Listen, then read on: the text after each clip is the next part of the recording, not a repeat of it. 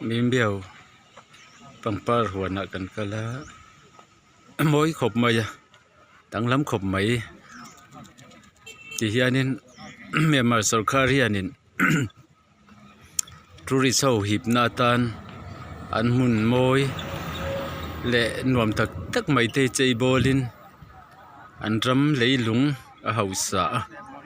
an ram marem em maya phaizol zau zog ni in tlang ram hi an nga lova chu sarkar an rem chang a la in tourist hip na tan tourist attraction atan mun moi tak tak hian siam an chei bolan ni telin tourist tam takin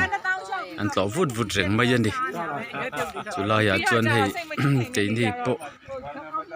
kan han kala dam tein kan thlenga mizoram matang chuan hlaveng reng to khop mai a ti hianin kan han jin kho thong ve mai ani lai thanga hian dil zau em mai mizoram a ri dil kan ti aya sei ma tur lian ma tur hi an ne khu lai mi khu nia dil lai taka kwan khu thinga siam ngat mai leido akal tlanga leido von ban chunga khuan pot in pangpar moi tak tak mai an siam bok ani heng lai vel te hi chung kwa che len nan te chung kwan tlo tan te ai dom khop mai tin ai ngai zong te lei tan po hianin an nuam don hian alang hle ani an nuam ngatang alim oma an nuama an Hmun mai an chei fai em mai a na thok tu enge mo za tan oma so la ya son Maymyo antia chu lian pui mai nan zia ka ti hianin an pangpar huan hi a zau moi no making ang in lo lang te khi an tourist resort ve ania an mo me mai ki la ya kianin breakfast kan ei don ani so la ya son tu yan pesang sang maya an pangpar huan hi a zau em maya ti hian a thalak po hi mun tam taka ta angaya ti hianin tourist tam takin an fanga ke ni mai lo po an lo tam khop mai mun puya tangin ani mizoram a kan zai thiam ming thang zo her lian ni te zai nan te a shooting han nei nan te an kan it pui em maya e thala khiama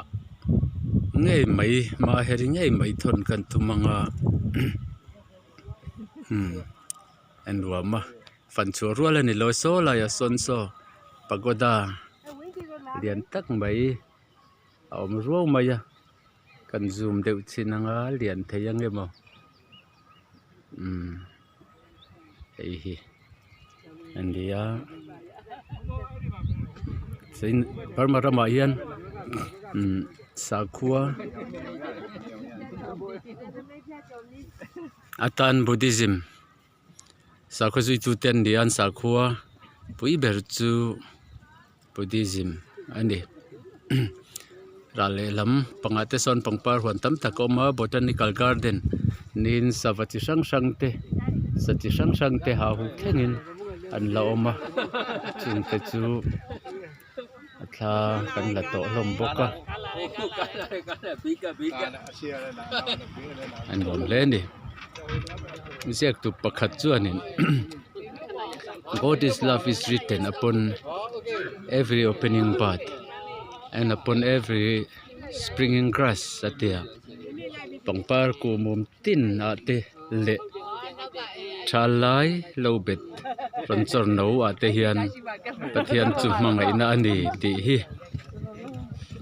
ain zia kani ti na lo zia ka lo soya chu amutu ten muthiam tu ten pathian chu mangai na ni ti hi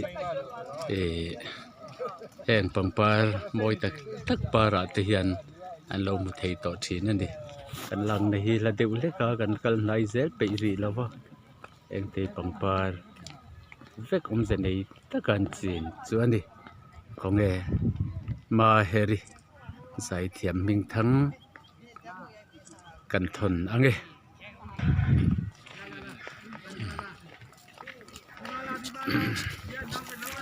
moi takani moi tak ani ringot mai kan champut mai ani ringot mai a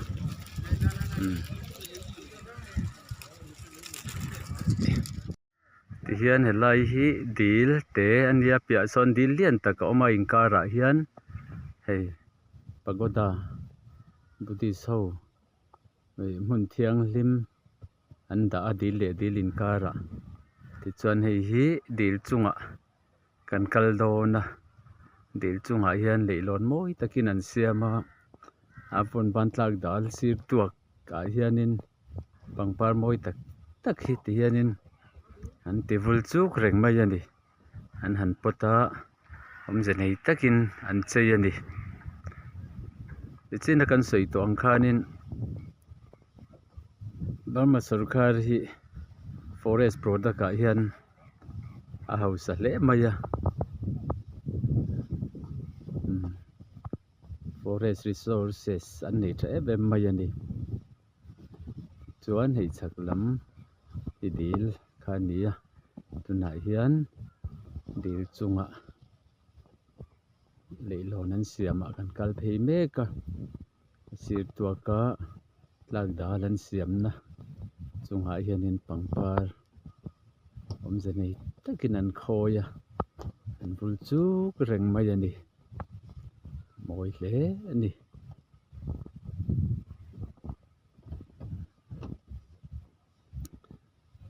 Burma sarkar hi tourism lama hian tran an la hle mai a ti hianin an khawpui hmun hrang hrang mai hi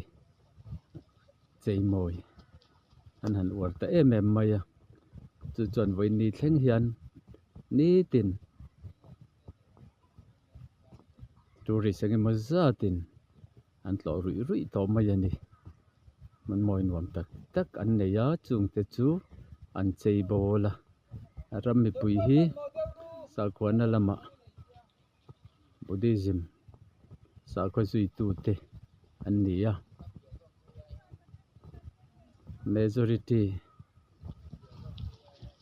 sakhua tan buddhism hi an ram sakhua nol ami nol pui na sakhua an bon chu ani hian mun poi mo hian pagoda tia puti so mun thiang lim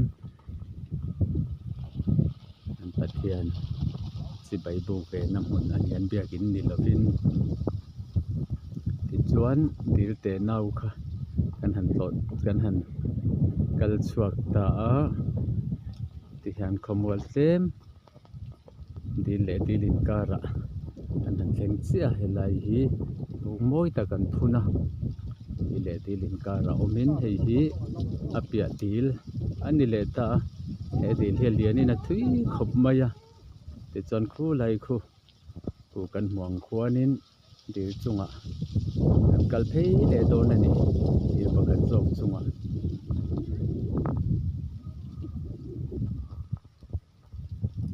so lai a sokang lai vatok leng duai mai a an vatok an lian khop mai a hei hian pagoda ka ni a nuam tak ani ti hian milim cher hi an war em mai a buddhism hi reform hindu an ti boka hindu sakhua inzirtirna a du khop lova sakhwa thar deuh an han din ania reform hindu an ti deuh kher thina chu buddhism sakhua chu Burma rama hian anol puina an sa khovon chu ani Mizoram po Reform Presbyterian kan han tiang deuh cậu san in sirtin na le cậu san in en kol na lungoi kim lova chuak ten Paul san han din na Reform Church an han tiang deuh lek khan Buddhist sa khoi hi Buddhism sa khoi hi Reform Hindu ania Hindu nen hian an kal dan den in sirtin na athum hun thui le achu wang chuan milem pathian hi an bian war mai ni hei hi kan hmuang hian hei lian puin an siama hnuai bul thuta hianin tianin milim te an da pangpar te an khoya tiang an hi an war mai ani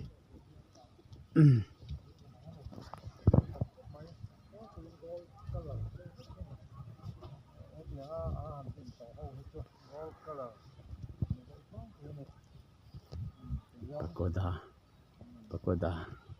Hripuiin tak mai moi takin an siama chuan helaman kan kal to anga hei hi ichina kan han soyang khan dil pakhat jok chunga kan kal phei le dona he dil hi alian mai khumi among phei ku chu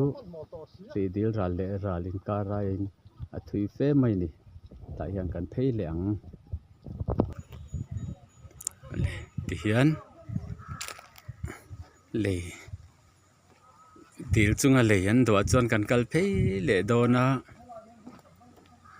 ti hian moi tak mai nan cheya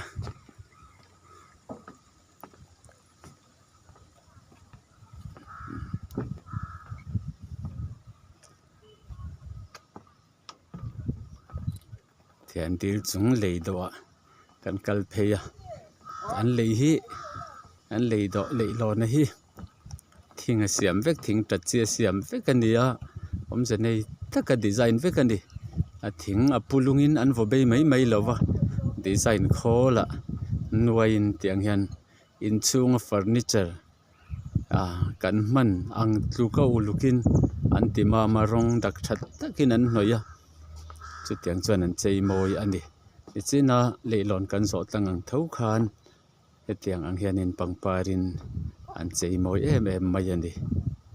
he laia hianin dilai takain leilon chunga hian cholbu koma hei hi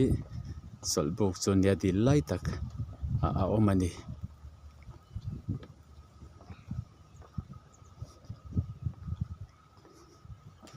tian moi tak main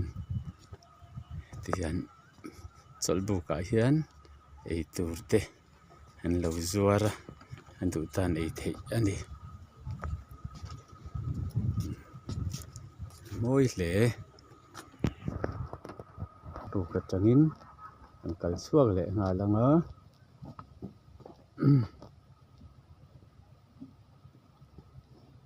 an pangpar te hi chu Mizoram po khan kan cholut to Mizoram te po atam maya tian an vul moi em en kol na uluk takan pe a tian tourist tam takin ni tin an tlo ki mi khi ni chin lamakan kalna chaklam pangkhania an la tham deuh lek to pangpar moi tak an vula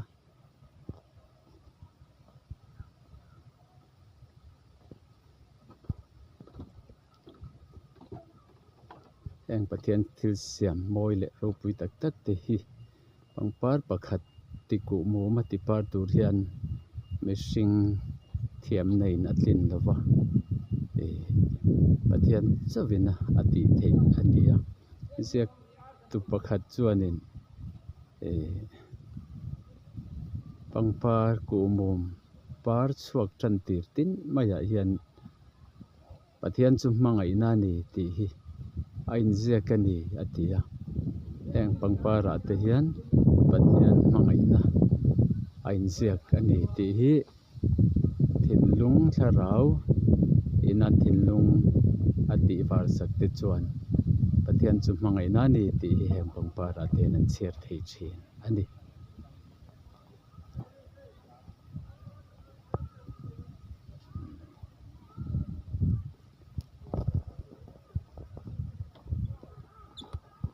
môi khop mày rồi bùi lũ em em hình tế cắn trộn ngay lũ tu ra cắn trộn cắn tin tế cắn hành trộn ta thế rồi bùi ngót mày bát thiên không mày